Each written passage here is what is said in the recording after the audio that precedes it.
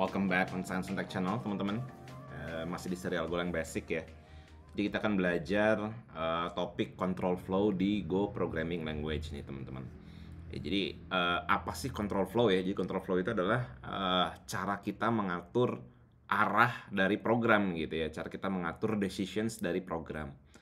Nah, ada beberapa keyword ya di control flow ini. Ada if, ada else if, ada else, ya, ada switch juga. Terus nanti kita juga akan belajar tentang looping ya. Terus di Golang GoRoutine ya, di bagian GoRoutine kita juga akan belajar tentang select ya, gimana cara kita milih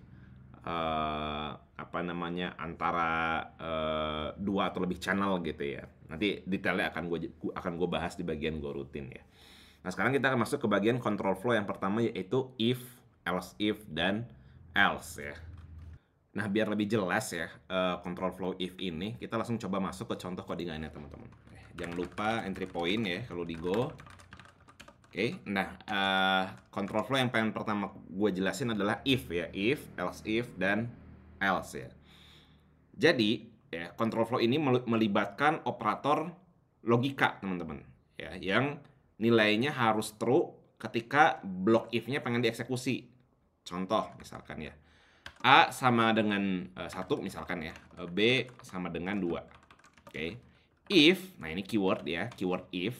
Ya, nanti akan gue coba kolektifkan ya setelah kita pelajari control flow. Kita akan coba kolektifkan keyword apa saja yang ada di Golang gitu ya, biar teman-teman tahu. Dan nggak pakai keyword ini sebagai variabel, karena nggak bisa, teman-teman. Misalkan if sama dengan 2 gitu ya, ini nggak bisa. Karena if ini adalah keyword yang udah di booking sama Golang gitu ya.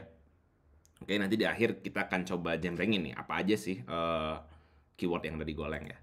Oke, jadi keyword control flow if ini gitu ya, percabangan ini gitu menggunakan dua huruf ya, if. Ya, if A sama dengan B. Nah, ingat tadi bagian operator. Ya, ingat di bagian operator di video sebelumnya. Kalau teman-teman belum lihat, silahkan cek video di sini ya. Ini adalah salah satu operator logika ya, yang akan mengevaluasi dua operannya. Operan pertama adalah A, operan kedua adalah B. Ya. Operasi komparator ini ya, operasi perbandingan ini gitu ya, akan membandingkan apakah A sama dengan B gitu ya. Kalau sama, hasilnya jadi true. Kalau beda, hasilnya jadi false. Ya, maka hasilnya di sini from println A sama dengan B misalkan ya. Ini kalau kita jalani, teman-teman, lihat, tidak terjadi apapun. Kenapa? Karena if-nya tidak dieksekusi. Kenapa tidak dieksekusi? Karena A tidak sama dengan B. Gitu ya. Paham ya? Iyalah ya, A1, B itu 2. Ya mereka nggak sama kan? Kecuali kalau kita bikin kayak gini. Nah, tidak sama dengan. Ingat ya, di bagian operator silahkan cek lagi. Nah, ini berarti A tidak sama dengan B. Oke, maka ini akan dieksekusi, teman-teman. Tuh. Oke? Paham ya? Nah, kalau misalkan kita pengen tangkap ya, misalkan kalau mereka sama, misalkan kita pengen print juga gitu ya, ini bisa aja kita pakai gini, else. Nah, ini muncul baru nih, else. Ya. Jadi, kalau misalkan A tidak sama dengan B, print ini. Kalau tidak memenuhi kondisi ini, which is sama dengan B dong. Ya, sama dengan B dong. Maka println A sama dengan B. Ini kalau kita jadiin gini, masuknya ke yang else. Kenapa? Karena A sama dengan B. Ya, maka ini tidak dieksekusi. Implikasi berikutnya adalah masuknya ke sini, ke else ini gitu. Ya. Paham ya? Atau contoh berikutnya nih, penggunaan if else, teman-teman. Misalkan if A lebih besar dari B gitu ya. Println A lebih besar dari B misalkan. Oke. Else, nah, kalau ternyata nggak lebih besar gitu ya, println bisa tulis A tidak lebih besar dari B, atau bisa bilang gini, A lebih kecil atau sama dengan gitu ya, B. Ya dong, nggak lebih kecil doang kan, bisa jadi A sama dengan B kan, ya kan. Maka kalau misalkan ini gue bikin 100 ya, B-nya 1, berarti yang dieksekusi yang mana, teman-teman? Yang dieksekusi adalah yang ini. Apakah ini yang dieksekusi? Tidak. Paham ya? Ngerti ya? Jadi dia akan mengeksekusi hanya satu blok aja. Kalau misalkan if-nya memenuhi gitu ya, ya udah dia akan mengeksekusi ini aja. Blok yang ini nggak akan dipakai gitu. Nggak akan eksekusi maksud gua. Oke, kita coba go run main.go. A lebih besar dari B. Ya, paham ya? Kalau misalkan ini 100 sama nih 100 nih, berarti apakah A lebih besar dari B? Enggak kan? Sekarang kan posisinya A sama dengan B dong. Tuh, A lebih kecil atau sama dengan B. Nah, gimana Bang kalau gue pengen menangkap nilainya nih? Kalau sama dengan, gue kasih tahu sama dengan. Kalau lebih kecil, gue kasih tahu A lebih kecil gitu. Nah, disinilah fungsi si else if. Jadi kita bisa tambah conditional lagi. Else if gitu ya. Kalau misalkan A-nya sama dengan B gitu ya. Berarti A sama dengan B. Ya. Else selain itu gitu ya. From println udah pasti A lebih kecil dari B.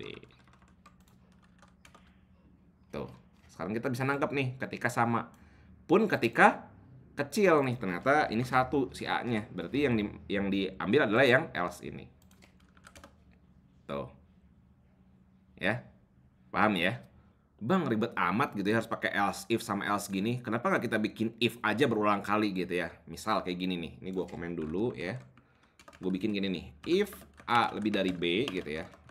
Println A lebih besar dari B gitu ya. Terus di bawahnya tambahin lagi misalkan if A sama dengan B gitu ya. Println A sama dengan B. Terus tambahin lagi if berikutnya gitu ya. If A lebih kecil dari B, println gitu ya. A lebih kecil dari B. Jawabannya adalah yes, betul. Hal seperti ini itu diperbolehkan gitu ya. Ya yang penting jalan gitu ya, namanya program gitu kan.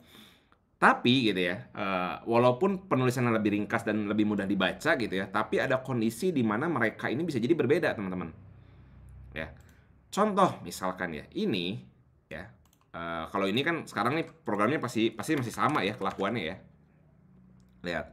A lebih kecil dari B, betul ya? A1, B100 ya kan. Dia nggak akan mengeksekusi ini ya kan. Karena kan A lebih kecil kan, berarti ini akan di skip nih. Ini kan if A lebih besar, yang hasil adalah false ya kan, berarti ini nggak akan eksekusi. Ya, A sama dengan B, enggak, ini nggak akan eksekusi juga gitu kan. Berikutnya akan masuk ke sini ya kan. A lebih kecil, betul ya. A1, B100 lebih kecil. Berarti ini akan eksekusi kan. Ya, dalam hal ini, yes, exactly mirip dengan apa yang kita buat di sini nih. Pakai else if dan else ya, betul. Tapi kalau ternyata ya logic if else ini melibatkan mutasi variabel, perubahan variabel gitu ya. Contoh misalkan, ya, gue pengen ya kalau A lebih besar dari B, gue pengen bikin A sama dengan B. Ya, ini teman-teman. Ya, gue println A. Ya, go run main.go. Lihat, masuknya ke 1, nggak ada perubahan ya. Nggak ada perubahan. Sekarang kalau gue bikin ini jadi 1000 misalkan ya, harusnya kan di sini kalau nggak berubah jadi 1000 ya. Karena di sini gue rubah A sama dengan B, berarti sekarang A-nya harus jadi 100 ya kan. Go run main.go. Lihat, nggak 1000 ya, jadinya 100 ya. Ya. Nah problemnya teman-teman, kalau mutasi ini dilakukan juga dengan logic yang sama di bawah ini ya, ini gue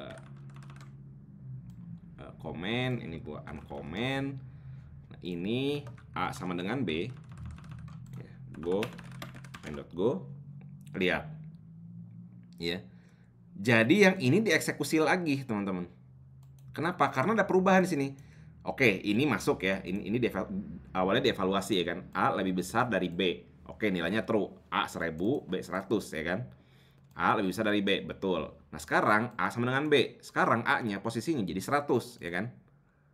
Oke, blok ini beres ya. Ke bawah if A sama dengan B, nah, ini sama kan, 100 sama dengan 100 dong. Dieksekusi lagi ini gitu. Ngerti ya? Paham ya? Nah, makanya ketika kita melibatkan satu perubahan variabel gitu ya di dalam logic kita gitu ya, ada baiknya ya udah kalau memang itu as a single logic, as a single evaluations gitu ya, satu single control flow gitu, udah lebih baik pakai if, else if sama else aja teman-teman. Ya. Paham ya? Nanti di bagian functions gue jelasin gimana cara bikin if else yang ringkas. Tapi untuk sekarang gitu ya, untuk pengetahuan yang sekarang, untuk knowledge yang sekarang, gue sarankan teman-teman gitu ya, ketika memang punya satu control flow yang melibatkan satu proses apa ya, satu proses data gitu ya, gua sarankan untuk pakai if else aja teman-teman. Ya biar control flow-nya lebih terprediksi. Jadi kalau ini begini, selain itu bagaimana gitu ya, udah kayak gitu aja selesai gitu. Jadi nggak usah bikin multiple if seperti ini, karena nanti ketika ada mutasi variabel seperti ini kita nggak bisa prediksi nih apakah ini akan dieksekusi atau enggak gitu ya. Paham ya? Kalau di sini kan udah jelas ya, kalau di sini kan udah jelas nih, di sini udah jelas bahwa kalau A lebih dari B ya udah A sama dengan B, sisanya di skip gitu ya. Ya udah sisanya nggak usah diproses gitu ya. Paham ya? Jadi kalau memang ini adalah as a single operations, ya jadikanlah if, dan else. Jangan dibikin multiple if kayak gini. Oke? Nah, tambahannya teman-teman jangan lupa masalah scoping ya. Gue juga udah jelasin masalah scoping di bagian variabel ya. Silahkan cek videonya di sini, teman-teman. Jadi, kalau misalkan ya, ini gue komen dulu. Ininya nggak usah ya. Oke. Kalau misalkan A begini gitu ya. Lihat.